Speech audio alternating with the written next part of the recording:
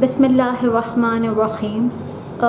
PIA से मैंने last जो ट्रैवल किया था वो 2018 में था मेरे ख़्याल से, और मुझे आना था मलेशिया से पाकिस्तान। तो मैंने वन वे फ़्लाइट टिकट लिया था क्योंकि, और आपको पता ही होगा वो माशाल्लाह से मैंने अफोर्ड तो कर लिया, अल्लाह का बहुत करम है, लेकिन वो बहुत महंगा इसलिए पड़ता है क्योंकि वन वे टिकट होता ही महंगा। आप किसी भी मुल्क से लें तो वन वे टिकट ज़ाहिर है महंगा ही पड़ता है। अच्छा, मैंने वन वे लिया था और मैंने इसलिए लिया था कि पीआईए की डायरेक्ट फ़्लाइट है, तो मुझे अर्जेंट पहुंचना था, बड़ा ज़रूरी पाकिस्तान। और मैंने कहा था कि चूँकि मुझे अर्जेंट पहुंचना है और ये डायरेक्ट फ़्लाइट है, बाकी और किसी भी मुल्क की फ़्लाइट लूँगी तो ये होगा कि वो इधर उधर पहले जाते हैं फिर ख्वार होते हुए जाओ। तो मैंने कहा इससे अच्छा डायरेक्ट ले लो, डायरेक्ट पहुँचा देगी। थोड़ा सा डर तो था पीआईए का, आपको पता है, तो अब थोड़ा बहुत जो याद है वो बता देती हूँ। ये हुआ कि आपको पता है वो 2-3 घंटे पहले कहते हैं कि भाई एयरपोर्ट पहुंचना है, तो इसी तरह मेरा वो, मैं शायद 2.5 या 2 घंटे पहले एयरपोर्ट पहुंच गई, या 3 मुझे याद नहीं, लेकिन ज़ाहिर 2.5 घंटे का भी अगर मार्जिन लगा लें। अच्छा, पहुंच गए, वो इमिग्रेशन से क्लियर हुआ ये वो। अब फ़्लाइट को रात में उड़ना था मेरे ख्याल से, as far as I remember. तो अब हम बैठे हुए वहाँ लाउंज में, जब लाउंज में नहीं बिठा देते हैं कि मतलब फिर जब अनाउंस होगा कि इकोनॉमी और बिज़नेस क्लास वाले आ जाओ, तो अब हम लाउंज में बैठे हुए। अच्छा, टाइम हो गया। मैंने कहा शायद फ़्लाइट से 20 मिनट पहले जैसे कहते हैं जहाज़ में बैठने का वो करेंगे। आप बैठे रहे 10 मिनट रह गए, मैंने कहा अनाउंस ही नहीं कर रहे हैं कुछ भी। 5 मिनट रह गए, वो टाइम हो गया फ़्लाइट का, उससे ऊपर 15 मिनट, आधा घंटा, पौन घंटा, 1 घंटा, 1.5 घंटा। जब ये हुआ तो मैंने इर्द गिर्द के पैसेंजर से कहा, मैंने कहा भाई साहब ये क्या हो रहा है, ये क्या इनका उड़ाने का इरादा नहीं है, और मुझे टेंशन ये है कि मैंने तो अर्जेंट पहुंचना था और ये हरकतें क्या कर रहे हैं। सबसे ज़्यादा अफसोस इस बात का था कि वहाँ पे कोई भी अनाउंसमेंट कर ही नहीं रहे थे, या कोई इंसान का बच्चा वहाँ आके ये बता देता कि जहाज़ में कोई फ़नी ख़राबी हो गई है, या इनके दिमाग में कोई खलल आ गया है, क्या हुआ है, तो क्यों फ़्लाइट नहीं उड़ रही है, कितना टाइम लगभग अराउंड अप्रॉक्सीमेटली कितना लगेगा, कोई आके कुछ नहीं बता रहा। अब हम बैठे हुए। अच्छा, अब खाना तो ठूसा हुआ था मैंने पहली, और फिर वो ज़ाहिर हज़म भी हो चुका था, एयरपोर्ट पर वैसे ही इतना चलना पड़ता है। अब मैं वहाँ बैठी सोच रही हूँ कि थोड़ी देर बाद सर्दी भी मुझे पता है लगने लगेगी, क्योंकि वैसे ही मुझे सर्दी ज़्यादा लगती है और गर्मी भी ज़्यादा लगती है। तो मैंने कहा कूलिंग भी होने लगेगी, अब ये क्या चक्कर, ये क्या हो रहा है, बैठे हुए। अच्छा, फ़्लाइट बड़ी पैक्ड थी ना, बड़े पैसेंजर्स थे।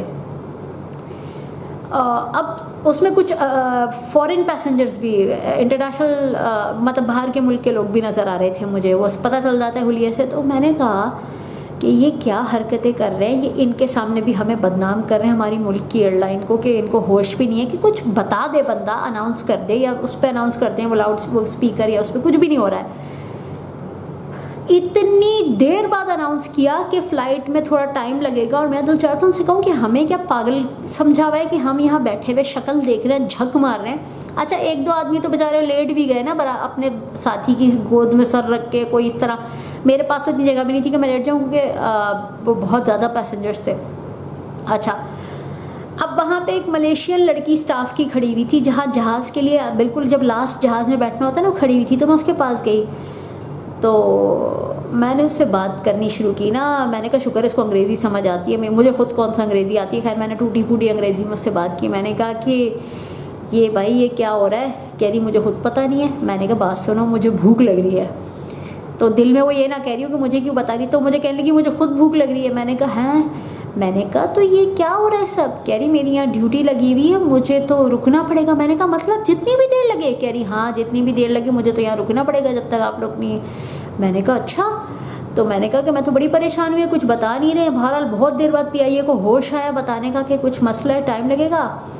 तो कहने का मकसद ये कि मैं पीआईए के साथ बहुत साल बाद ये ट्रैवल किया था मैंने मलेशिया से, और मुझे बड़ा ज़्यादा दुख इसलिए हुआ था कि एक तो जो फॉरेन पैसेंजर्स बैठे हुए थे मुसाफिर, वो क्या सोचेंगे कि किस किस्म की एयरलाइन है, ना होश है अपने मुसाफिरों का ना कुछ।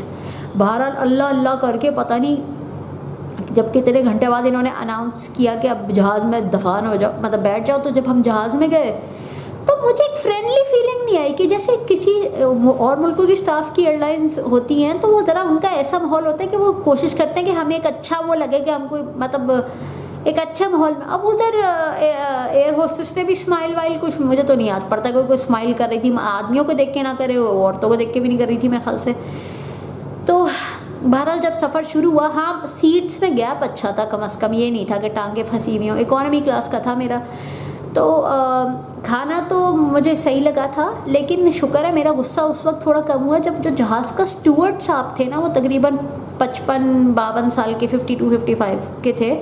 वो बड़ा अच्छा ट्रीट कर रहे थे मुझे। जैसे मैंने उनसे कहा कि मुझे एक बन और ला दो, भूख लग रही है, वो जो भी कह रही थी सुन भी रहे थे माशाल्लाह से। तो मैंने उनको फिर ख़ास तौर पे कहा, उनका नाम तो अब याद नहीं, मैंने उनसे कहा कि मैं एक बात बताऊं, इस जहाज़ में अगर मुझे सबसे अच्छी चीज़ लगी है तो आपका बर्ताव लगा है। कम से कम अगर इतना हमें ख्वार किया है ना आप लोगों ने, और कुछ बताया भी नहीं, इतनी देर से बताओ सब, फिर भी आपका रवैया माशाल्लाह से अच्छा है, तो मुझे कम से कम ये खुशी हुई। तो ये सुन के उन्होंने ये नहीं किया कि वो छिछोरपना शुरू कर दें या टकराते हुए जा रहे हैं जानबूझ के, क्योंकि मेरी कॉर्नर सीट थी।